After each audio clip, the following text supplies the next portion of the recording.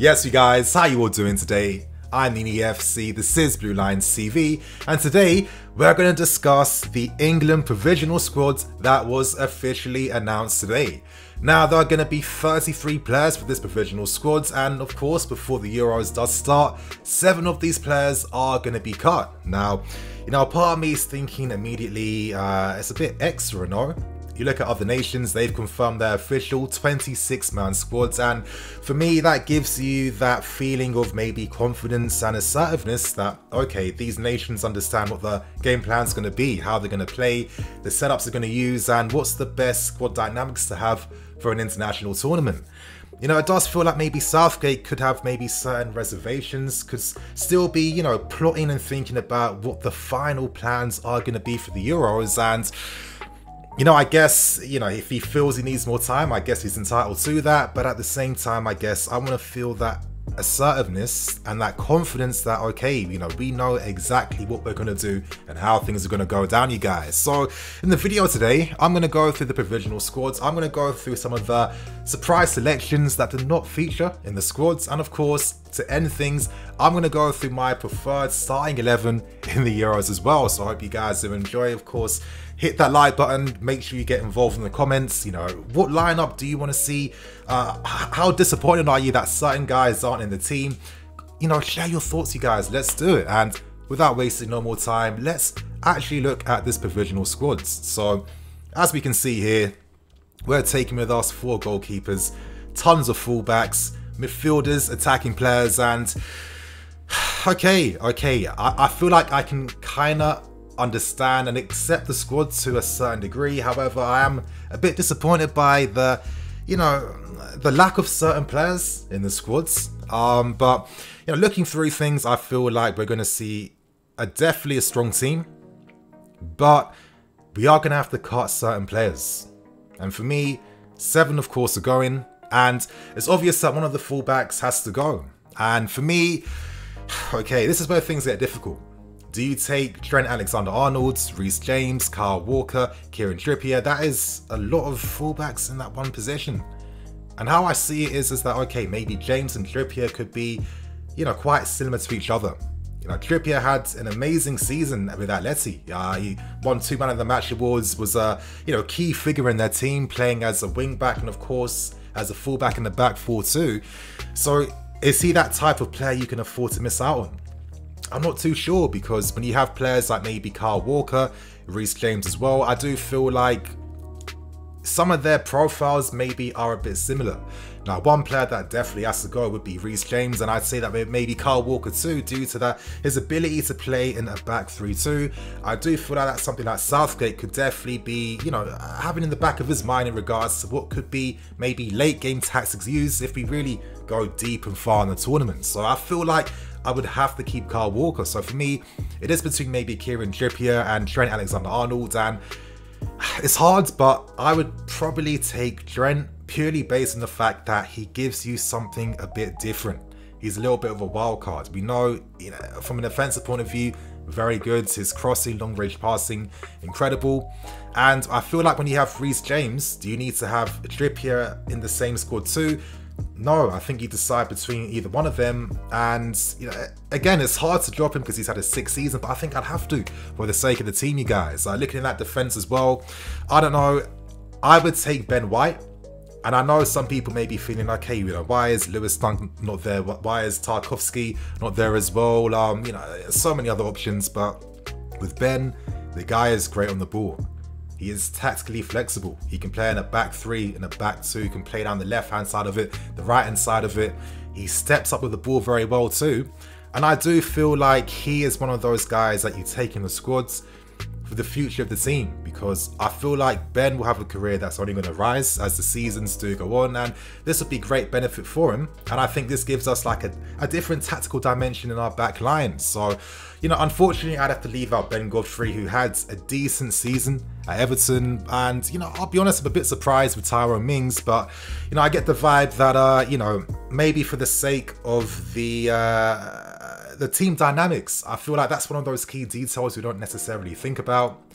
if you want to have a successful run in a tournament, you want the entire squad to be happy, fighting for each other and, you know, complementing each other really well. And I guess maybe that's the reason why Southgate feels the need to constantly bring Mings with us into squads. And I guess I'm going to have to accept that, to be honest, you guys. But, you know, to move on with the other guys, of course, Ramsdale for me, I'm not taking. And, you know, for the other attacking lineups, Lingard, Saka, and I would probably say Watkins would be the guys I would leave out. Now, in the case of Saka, it's not anything to do with me being a Chelsea fan, not rating him being crap. Of course not. I'm just thinking about it like this. If you're going to play him as a left back, you have Luke Shaw and Ben Shaw all over him, and you wouldn't play Saka then. You know, if you're going to use wing backs as well, you'd still use Shaw and Chilwell all over him. And of course, if you use Saka from an offensive point of view as a left winger, I mean, you've got guys like Grealish, you've got your Sterlings, Rashfords. Saka doesn't get in the team regardless. But, you know, he's still young. He's had a breakout season with Arsenal. And, you know, if I'm Saka, I'm feeling confident that Southgate has his eye on me. I have the confidence now to step up even more, cement myself even more at Arsenal. And, you know, we have a World Cup coming up very, very soon. And you just know the squad's going to look very different then. So, for the sake of the future, I'm leaving Saka out. Watkins, again, you know, Watkins, Lingard. If I'm in situations where I need to bring on a sub, I'm not thinking to bring on any of these guys, to be honest, and I'm not starting them either. They've had good seasons, but again, that's more than enough for me, and to be honest, they're the 7 guys that I am leaving out of this team. Comment below if I'm talking shit. I'm sure you guys are going to let me know in the comments already, but that's how I'm seeing things with the lineup presented to me right now, you guys. But anyway, let's now look at some of the players that were not selected at all. Now, we start with the first one, and that is Wan-Bissaka. I'm going to apply my same argument I used earlier on in regards to, you know, Trippier, James, Arnold and Kyle Walker. And, you know, I guess when you compare Wan-Bissaka to them, he is more limited in that sense. Now, does that mean he's crap? Of course not. But the other options we have can also defend very well 1v1, as well as providing something else in the final third too. So, unfortunately, he does miss out. And we move on now to another surprise, big surprise, who's not part of the team. That is James Maddison. Now, of course, it's a guy that we all rate. Unbelievable baller, unbelievable player, but it seems like potentially his injury concerns this season could be the reason why he isn't participating in the tournament, which is a shame, but he has picked up a lot of knee injuries. I guess for the sake of his career, you know, in the long term, him having a break could be what's going to get him back to full speed for next season. I guarantee that Southgate and him held discussions, and you know that Maddison is going to be part of the squad in the future. But, you know, based on how he suffered from a physical point of view this season, even though I'm disappointed, I understand it. So we now move on to one of the biggest surprise exclusions, and that is for Kyle Tomori. For me, this is kind of crazy that he hasn't been given a role in the team or a place in the squad, especially other options like your Cody's, for example. I'm going to touch upon this in greater detail, but, you know, Tomori has gone to AC Milan, being one of the most significant reasons behind their improvement in the second half of the season, improvement from a defensive point of view, Milan keeping clean sheets, which is something they were never doing beforehand. He has incredible pace. He's very good 1v1 as well. He's very comfortable playing out from the back, and, you know, he's had such an incredible impact for a Milan team that came second in Serie A. So it definitely is very surprising and a massive shame that Tomori is not part of the squads, especially over other defensive options that I feel Tomori is better than. And, you know, not having his pace there. Imagine Tomori and Stones, that would have been my preferred lineup. They allow us to play with a high line. They allow us to have that technicality playing out from the backhand. You know, Southgate has to explain himself why Tomori is not part of this team, because it baffles me, it makes no sense, and it's a bit of a disgrace in my opinion. We move on, and, you know, Hudson-Odoi, Tammy Abraham, well, of course, for the seasons they've had, they weren't going to play, but, you know, I put them in here because it's like, if the Euros took place last summer, if COVID didn't ruin things, you'd imagine that both these players are on the squads. And, you know, Tammy being kicked out by Tuchel, disgracefully in my opinion. He's looking at options like Watkins and Co ahead of him. Tammy potentially could have been leading the line for us last summer when Kane was injured.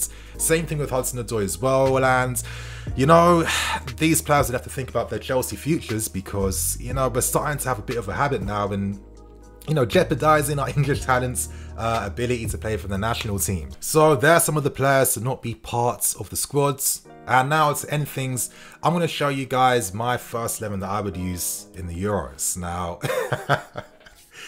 I know what you guys are going to think, and I'm gonna admit it straight away. Yes, this is very ambitious. This is very offensive. But, for me, from a personal point of view, I want to see an England team playing from the front foot. An England team that is showing confidence and embracing the technicality that we now have. Too often I feel like we pick lineups for the sake of balance, and in the end, it can kind of cost us because of certain technical limitations. And in this team, I've gone for a 4-3-3. Now, the reason why I've gone for players like Reece James and Ben Chilwell is, I'll start with Ben.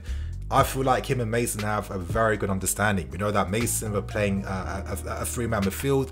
He is destined to play on that left-hand side of it. And him and Ben have a great understanding when it comes to linking up, overlapping, etc., etc., and creating those overloads. So I feel that will give us a bigger tactical advantage for the national team. And of course, with Reece James, I feel like he's had an incredible season, very good defensively. He's a big game player. He plays with that confidence, tactically very strong too. Incredible with his delivery in the final third.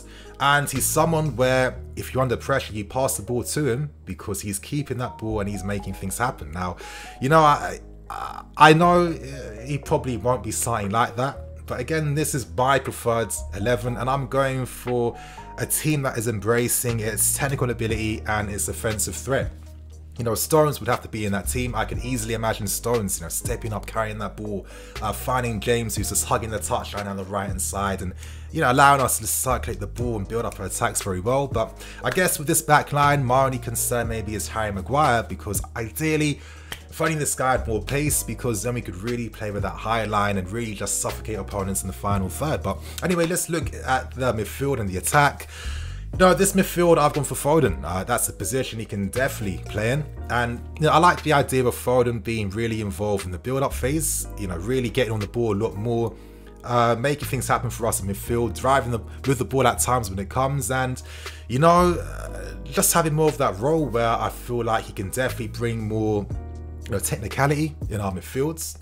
I feel with the options we have offensively, I don't know if I want to see Foden playing down the left-hand side or the right-hand side, to be honest. I feel like, in tournaments like this, midfield is one of the most important areas you need to have quality in, ability in, and I think as a balanced three with Rice holding, circulating the ball, Mason Mount with his industry, his link-up play, and, his pressing from the front as well.